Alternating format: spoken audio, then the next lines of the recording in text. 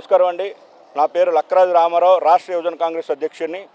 ఏదైతే మా ఆంధ్రప్రదేశ్ కాంగ్రెస్ కమిటీ అధ్యక్షురాలు శ్రీమతి షర్మిల గారు ఇచ్చినటువంటి ఆదేశాల మేరకు ఈ రాష్ట్రంలో జరుగుతున్నటువంటి నిరుద్యోగులు, విద్యార్థులు, అలాగే డిఎస్సి టీచర్స్ మీద జరుగుతున్నటువంటి అన్యాయాలని అరికట్టాలి, మీరు ఎండగట్టాలి. ప్రభుత్వం మీద వ్యతిరేకంగా వెళ్ళి ప్రతి మంత్రి ఇల్లు ముట్టడి చేసి ఏదైతే 6,100 జగన్మోహన్ రెడ్డి గారి ప్రభుత్వం ఇచ్చిందో 6,100 కాదు 30,000 పోస్టులు ఇవ్వాలని చెప్పేసి డిమాండ్ చేస్తూ రాష్ట్రంలో ఉన్నటువంటి తిరుపతిలో స్టార్ట్ చేసి నెల్లూరు, కడప, కర్నూలు, అనంతపూర్, ఈరోజు నిన్న పల్నాడు, ఈరోజు శ్రీకాకుళం జిల్లా ధర్మాన ప్రసాదరావు గారి ఇంటి ముట్టడి కార్యక్రమంకై ఈరోజు యువజన కాంగ్రెస్ ఇక్కడ రావడం జరిగింది. మరి ఏదైతే జగన్మోహన్ రెడ్డి గారు ఆ రోజు ఎన్నికల ప్రచారంలో నేను అధికారంలోకి వస్తే 25,000 పోస్టులు తక్షణమే డిఎస్సి పోస్టులు రిలీజ్ చేస్తారని చెప్పారు.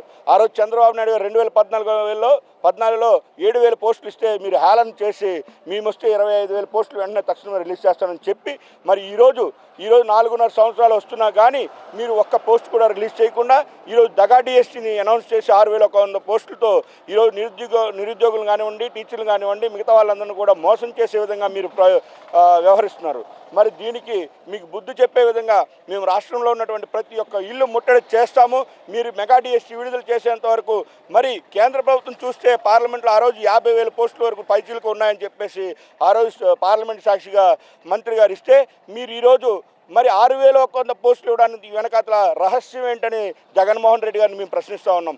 ఈరోజు ఒకటే గుర్తుపెట్టుకోండి, జగన్మోహన్ రెడ్డి గారు మీరు నిరుద్యోగులను దగా చేస్తున్నారు. ప్రతి ఏటా జాబ్ క్యాలెండర్ అన్నారు, ప్రతి ఏటా జాబ్లు అన్నారు, మరి డిఎస్సి 25,000 మెగా డిఎస్సి ఇస్తానన్నారు. మరి ఈ రోజు వరకు ఒక్క పోస్ట్ కూడా ఇవ్వకుండా నిరుద్యోగులను దగా చేసి మోసం చేసి మీరు ఇటువంటి చేస్తే రానున్న రోజుల్లో నిరుద్యోగులకి, యువతకి రానున్న రోజుల్లో ఓటు హక్కు ఉంది, ఓటుతోని మీకు బుద్ధి చెప్తామని చెప్పేసి తెలియజేసుకున్నాం జగన్మోహన్ రెడ్డి గారు.